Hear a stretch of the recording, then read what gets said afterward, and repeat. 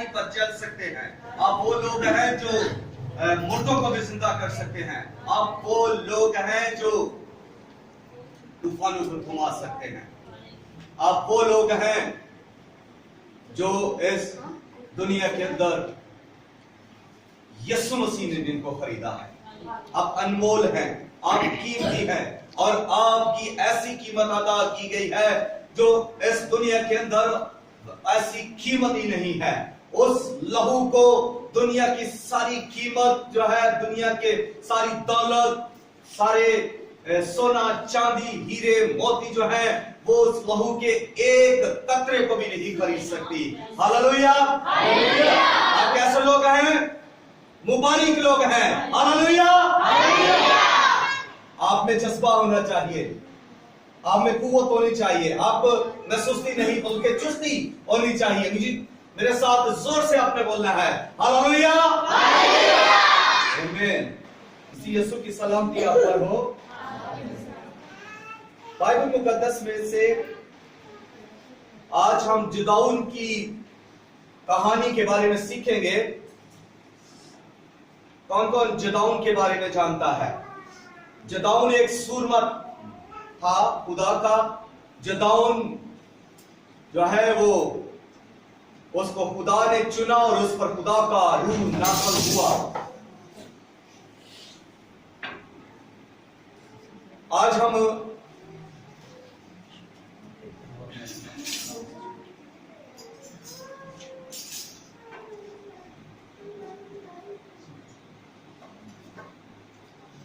जिनके पास बाइबल मुकद्दस है वो जरा मेरे साथ खोल सकते हैं, और जिनके पास नहीं है उनके लिए मैंने कुछ कहा था कि वो क्या करें। जी, जिनके पास बाइबल मुकद्दस नहीं है वो अपनी आंखें बंद करेंगे और अपने सरों को झुकाएंगे। उनके लिए इतना ही है कि वो खुदा की ताज़ीम करें। और जिनके पास बाइबल मुकद्दस है वो मेरे साथ खोलकर उस जगह से पढ़ेंगे। आज हम जिदाउन की फौज जो है, वो मज़मून जो है, उसके बारे में सीखेंगे कि जिदाउन ने एक फौज भी चुनी थी जो उसके साथ जंग में थी और उसके वसीला से जंग जीती गई। तो आज का मज़मून है जिदाउन की फौज।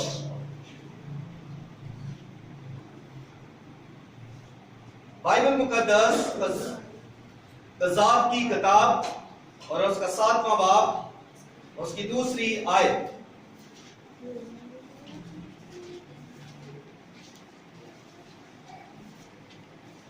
कज़ाब की किताब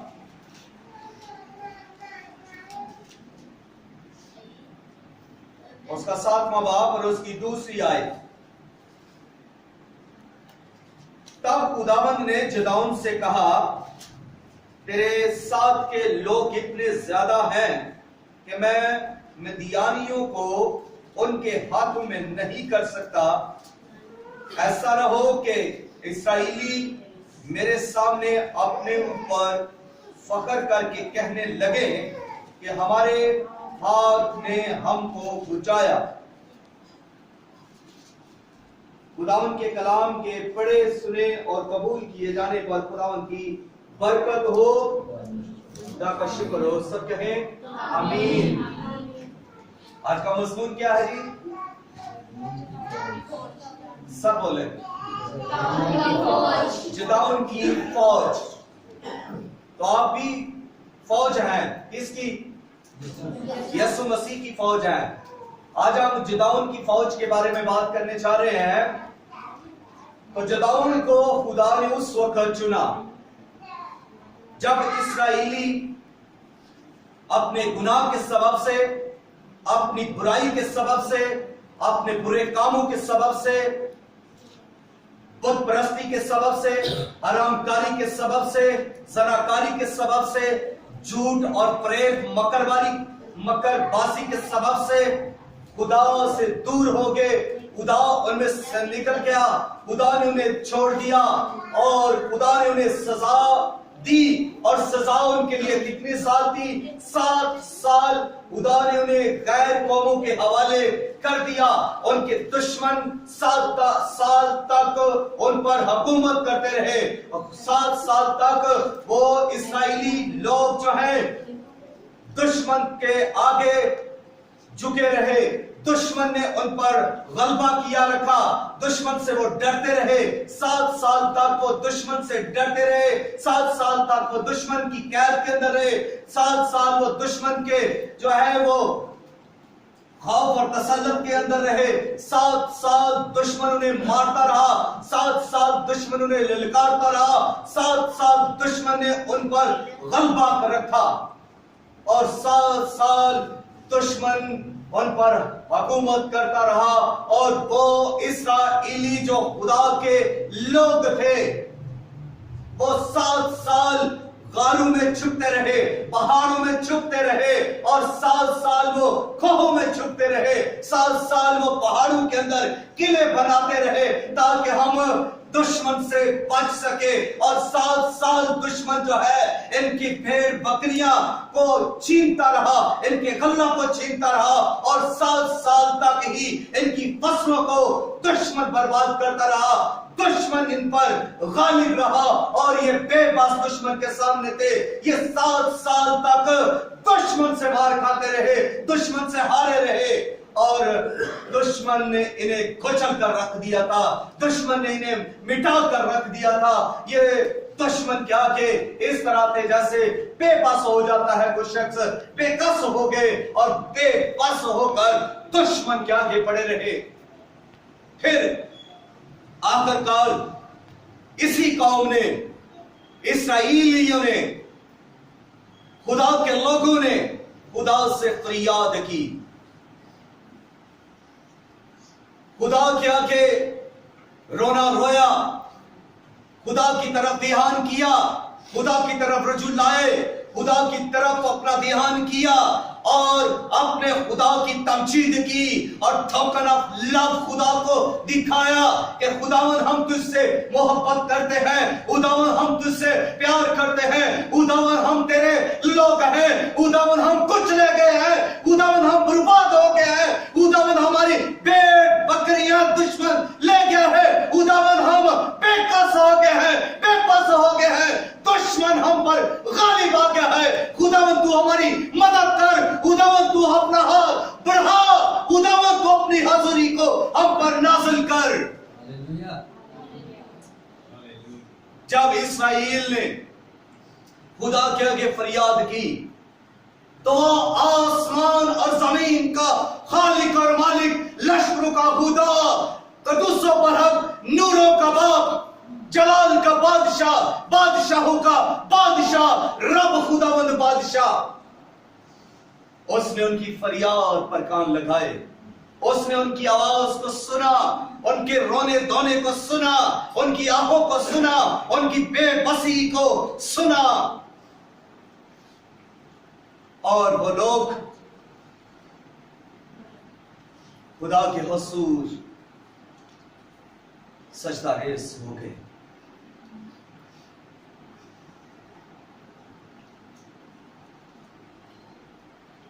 वो लोग जो खुदा के लोग थे दुश्मन के आगे झुके हुए हैं, टूटे हुए हैं, हारे हुए हैं, लेकिन दुश्मन का मुकाबला नहीं कर रहे। दुश्मन का मुकाबला नहीं कर रहे, दुश्मन से छुपते फिर रहे हैं। दुश्मन उन्हें मारता रहा, लेकिन ये लोग, इन लोगों ने मुकाबला नहीं किया। अगर ये मुकाबला करते तो दिलेरों की तरह मर सकते थे, दिलेरों की तरह जी सकते थे, मगर इन्होंने मुकाबला नहीं किया। दुश्मन इन्हें मारता रहा ये दुश्मन से मार खाते रहे, ये दुश्मन से हारते रहे, ये अपना नुकसान करवाते रहे, ये लुटते रहे, ये बर्बाद होते रहे,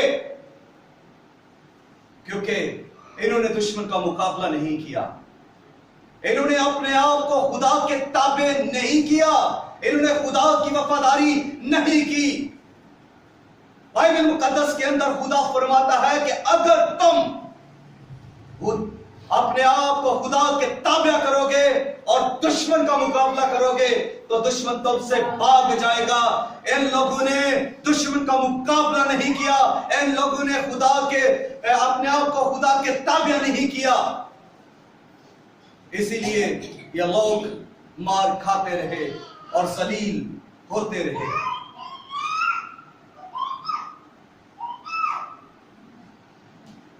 जब खुदा का फरिश्ता जदाउन के पास आता है और जदाउन को आकर कहता है, जबरदस्त सूरमे, खुदावन तेरे साथ है,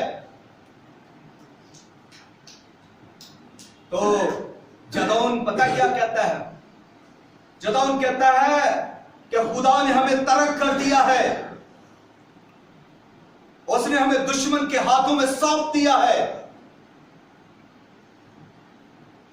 आज लोग मुकाबला नहीं करते मगर बहाने करते हैं कि ये खुदा की मर्जी है, ये खुदा का मंसूबा है कि हम दुखों के अंदर हैं, हम बुराइयों के अंदर हैं, हम गुनाह के अंदर हैं, हम दुख उठा रहे हैं, हम मुश्किलों के अंदर हैं, हम बीमारियों के अंदर हैं। क्या खुदा की ये मर्जी है? खुदा की कतन ये मर्जी नहीं कि हम दुखों के अंदर रहे, हम बीमारियों से मर जाए, हमें दुश्मन मारता रहे, हम दुश्मन के आगे कुचले जाए और दुश्मन हम पर गालिब रहे। खुदा की ये कभी मर्जी ना थी, ना है और ना होगी। खुदा ने कभी ऐसा इंसान अपने लोगों के लिए नहीं सोचा, लेकिन इंसान जो है वो अपनी मर्जी करता है, वो दुआ करता नहीं, बहाने करता है, वो अपने आप को ताबिया खुदा के करता नहीं और बहाने करता है, वो शुक्रगुजारी करता नहीं और बहाने करता है, वो मुकाबला नहीं करता और बहाने करता है। फिर क्या इंसान कहता है कि यह खुदा की मर्जी है? खुदा की ऐसी कोई मर्जी नहीं है। हम दुश्मन से छिपते फिरते हैं, हम गारों को ढूंढ रहे हैं, हम खोहों को ढूंढ रहे हैं, हम पहाड़ों में छुपना पसंद करते हैं, हम गारों में अपने किले बनाना पसंद करते हैं, हम दूसरे लोगों के पास जाकर पनाह को ढूंढते हैं, लेकिन हम खुदा के बेटे यीशु मसीह के पास नहीं आते, जो अबदी चट्टान है, उस जो हमारी पनाहगाह है, हम उसमें पनाह नहीं लेते, हम यीशु मसीह में पनाह नहीं लेते, मगर हम पहाड़ों में पनाह लेते हैं, हम गारों में पनाह लेते हैं, हम और लोगों के पास जाकर पनाह लेते हैं। खुदा का बेटा यीशु हमारी पनाहगाह है, खुदा का बेटा यीशु हमारी ढाल और सिपर है, खुदा का बेटा यीशु हमारी पनाहगाह छुपने की जगह है, खुदा का बेटा यीशु महकम किला है, खुदा का बेटा यीशु हमारी जान का लंगर और हमारा छुड़ाने वाला, हमारा बुझाने वाला, हमारी फिक्र करने वाला, हमारा फिक्र करने वाला खुदा का बेटा यीशु हमारा हरा और जंडाल है। वो हमें आगे और पीछे से और दाएं और बाएं से हमें घेरे हुए हैं। खुदा के बेटे में पनाह ले, मत जाए दूसरों के पास पनाह लेने के लिए। एक है जो खुदा का बेटा है, वो आपको पनाह देने के लिए बुलाता है, पुकारता है कि धक्के मांगे पास से दबे लो, मेरे पास आओ, मैं तुमको आराम दूंगा। आप थक चुके हैं दुख उठाते उठाते, तो उसकी पनाह में आ जाए। खुदा का बेटा हमारी पनाह है, खुदा का बेटा हमारी जानों का लंगर है, उसके पास आए।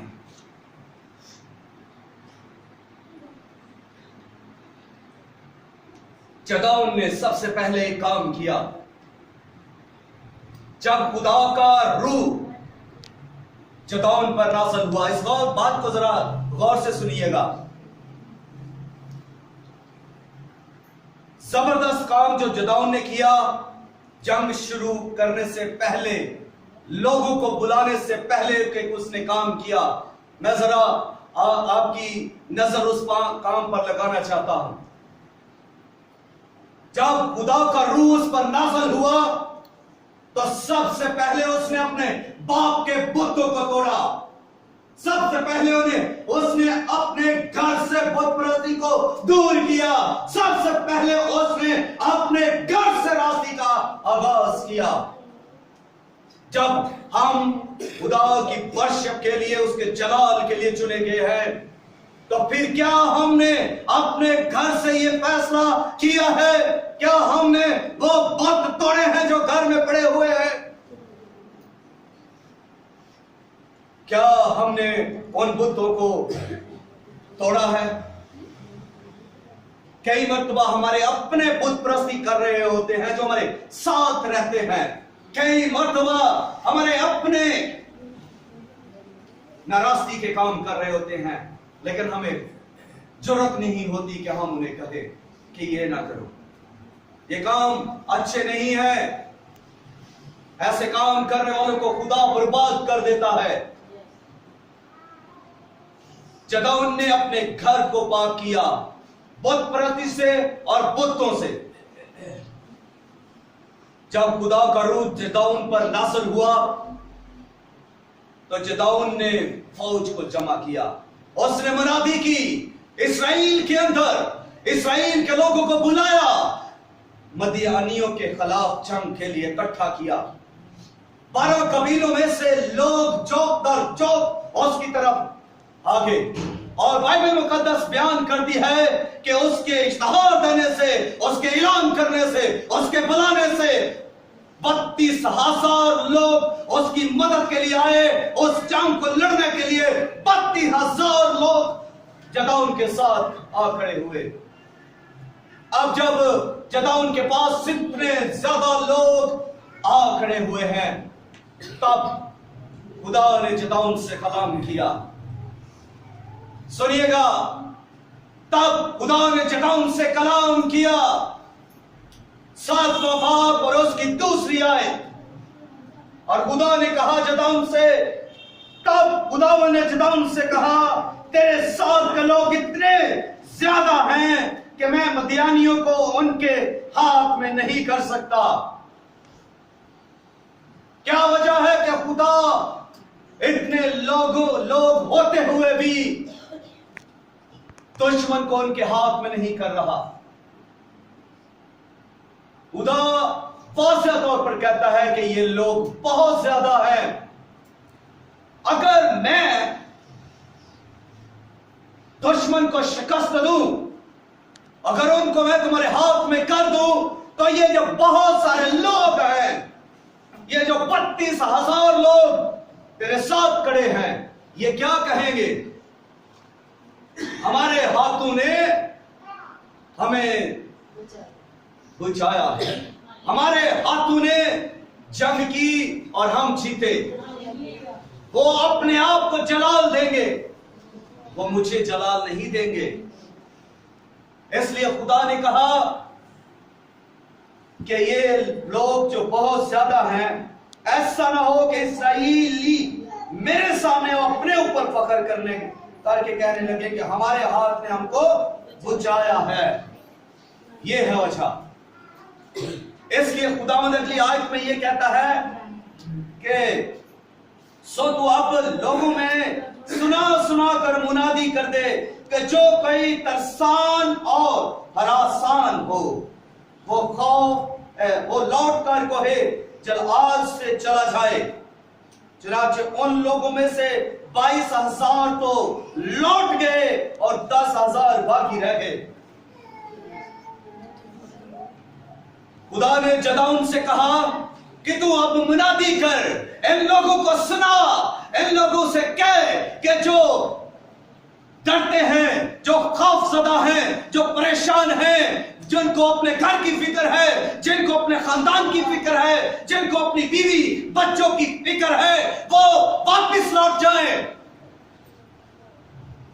जो मेरे लिए अपने आप को देना नहीं चाहते वो वापस लौट जाएं। और उनमें से कितने लोग हैं? 22,000 लोग जो हैं वो वापस अपने घरों को चले गए। और बाकी कितने रह गए? 10,000। 10,000 लोग जो हैं वो बाकी रह गए। 22,000 जो है वो घर चले गए। अब जो घर चले गए हैं उनके बारे में खुदा कहता है कि ये लोग आए को मदद करने के लिए थे, मगर मदद करने से डरते थे। ये पूरी तरह अपनी जिंदगियां खुदा को देना नहीं चाहते थे। इनको अपनी जरूरतों की फिक्र थी, घर बार की फिक्र थी, खुदा के जलाल की फिक्र नहीं थी। इसलिए इन्होंने घर का रास्ता लिया, ये वापस लौट गए। अब रह गए 10,000 पीछे। तो जो जाने वाले थे 22,000 के लिए यीशु मसीह एक तमसील पेश करते हैं। जो वापस लौट जाते हैं, जो घरों को चले जाते हैं, उनके लिए यीशु मसीह एक तमसील पेश करते हैं। यीशु मसीह ने कहा कि एक बीज बोने वाला बीज बोने के लिए निकला और उसने कुछ बोते वक्त बीज जो है उसने बीज बोया और वो बीज कुछ झाड़ियों में गुजरा, कुछ पथरीली जमीन पर गिरा, कुछ अच्छी जमीन पर गिरा, कुछ जो है वो परिंदों ने उनको चुरा लिया। और 4 किस्म के वो बीजों का खुदावंद जिक्र करता है।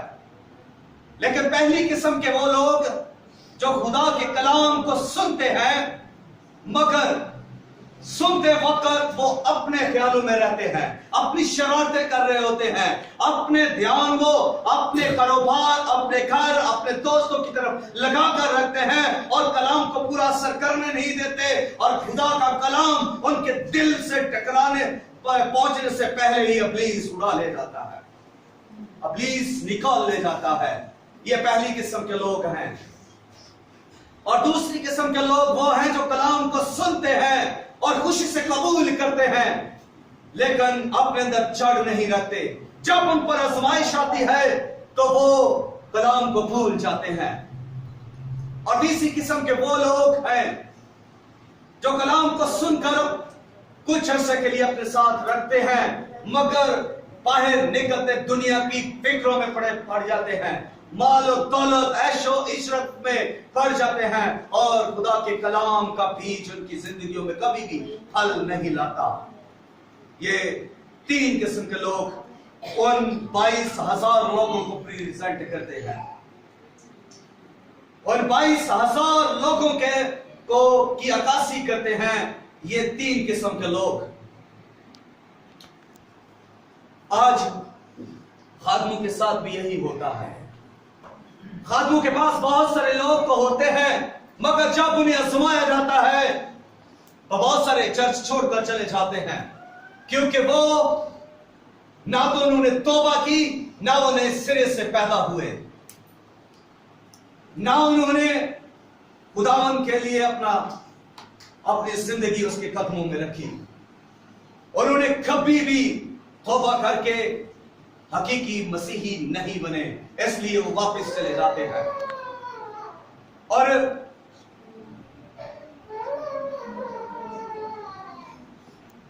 आप थोड़ा बाहर हो जाएगा जी, आप थोड़ा, हाँ जी।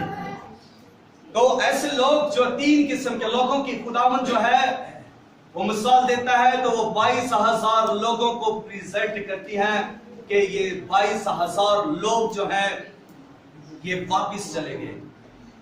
और 3 तरह किस्म के लोग जो हैं वो भी वापस चले गए। उनकी जिंदगी के अंदर खुदावन नहीं था, वो खुदावन के ताबिया नहीं हुए थे। उन्होंने कभी भी खुदावन को हकीकी तौर पर कबूल नहीं किया था।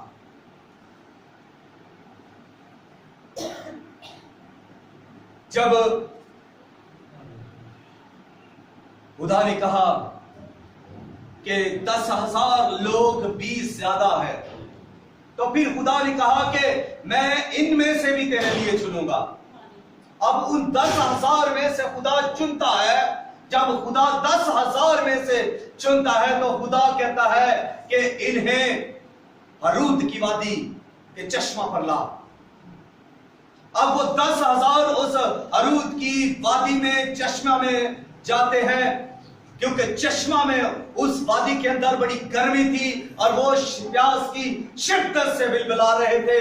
पानी को देखते ही वो पानी की तरफ दौड़े, लपके पानी की तरफ, और जाकर वो पानी पीना शुरू हो गए। और उनमें से कुछ ऐसे लोग थे जो कुत्ते की तरह पानी चपट चपट कर पी रहे थे। कैसे पी रहे थे?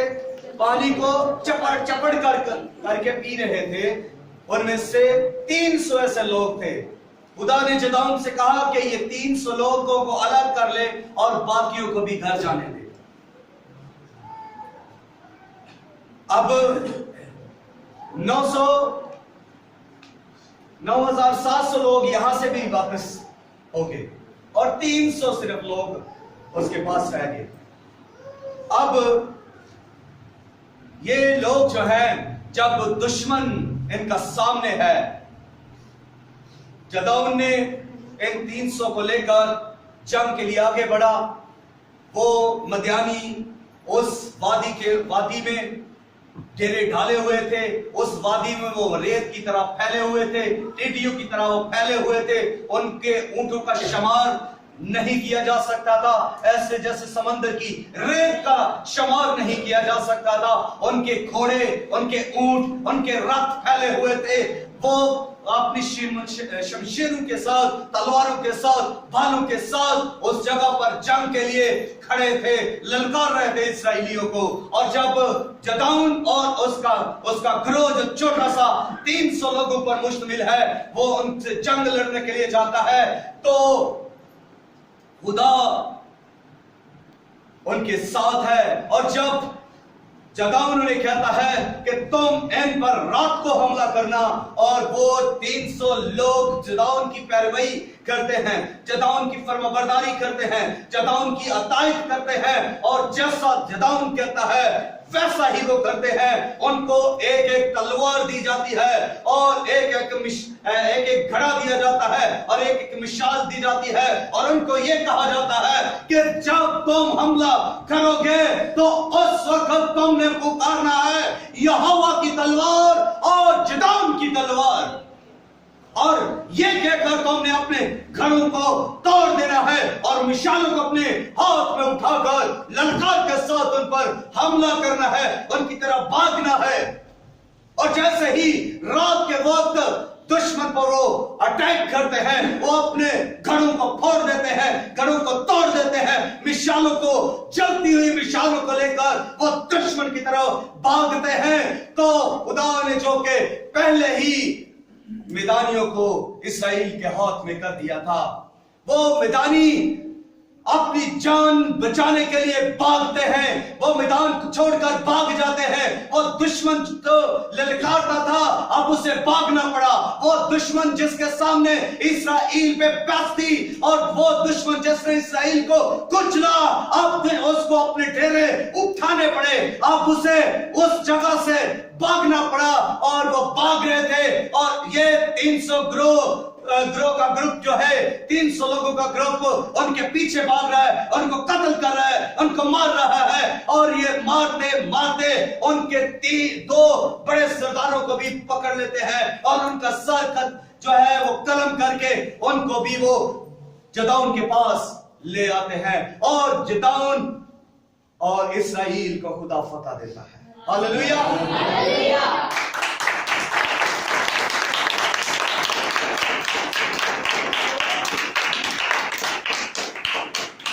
ये छोटे से ग्रोह की वजह से, छोटे से ग्रोह की वजह से सिर्फ 300 लोग, अगर दूसरी तरफ देखें तो वो शुमार नहीं किए जाते थे, लेकिन इस तरफ देखें तो 300 लोगों का ग्रोह है, सिर्फ 300 लोग, थोड़े से। यीशु मसीह ने भी 11 लोगों को चुना। आप सोच रहे होंगे कि 12 लोग थे, लेकिन उनमें एक दगाबाज निकला, उसने जंग नहीं लड़ी। 11 लोगों ने पूरी दुनिया पर मसीहियत को फैला दिया। खुदा ने हमेशा ज्यादा की बजाय कम तर को तरजीह दी है। आज हम थोड़े हैं, लेकिन हम जोरावर हैं। आज अगर हम थोड़े हैं, लेकिन खुदावंद यीशु के सिपाही हैं। आज अगर हम थोड़े हैं तो खुदावंद यीशु मसीह के शागिर्द हैं। आज अगर हम थोड़े हैं तो खुदा की वर्शिप करने वाले हैं। हमारे वसीला से खुदा जलाल दिखा सकता है। आमीन। उन 300 लोगों ने जदाउन की फर्माबरदारी की।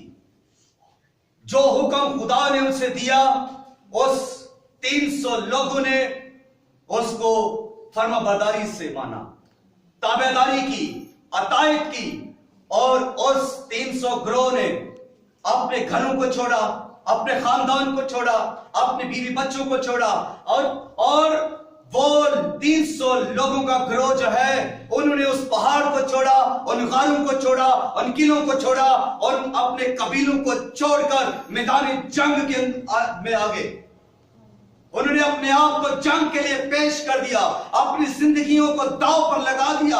उन्होंने जो है वो कश्तियां चला दी, उन्होंने मुड़कर नहीं देखा। क्या उनके बीवी बच्चे नहीं थे? क्या उनके घर नहीं थे? क्या उनके कारोबार नहीं थे? क्या उनको अपनी जान से प्यार नहीं था? उस छोटे से ग्रोह ने फर्माबरदारी की और खुदा का जलाल जाहिर किया।